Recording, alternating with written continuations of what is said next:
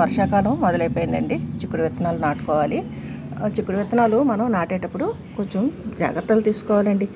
విత్తనాలు ఇలాగ కొంచెం పుచ్చుల కింద ఉన్నవి, అలాగే ఇక్కడ తెల్లటి పొర ఉంది చూసారా, ఈ పైన లేయర్ కంపల్సరీ మనకి తెల్లగా నీట్గా ఉండాలి. అటువంటి విత్తనమే నాటుకోవాలి. ఆ పొర ఇలా ఊడిపోయినట్టు ఉన్నవి మాత్రం నాటుకోకూడదండి. అటువంటివి నాటుకున్నాం అనుకోండి సరైన దిగుబడి రాదు.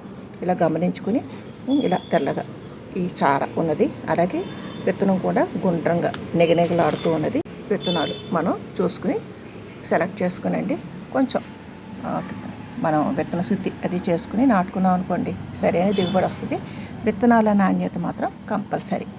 మీరు ఇటువంటి పుచ్చు విత్తనాలు, ఆ పైన పొర రాలిపోయిన విత్తనాలు ఇటువంటివి వేసుకుంటే మొక్క వచ్చినా కానీ సరైన దిగుబడి ఉండదండి.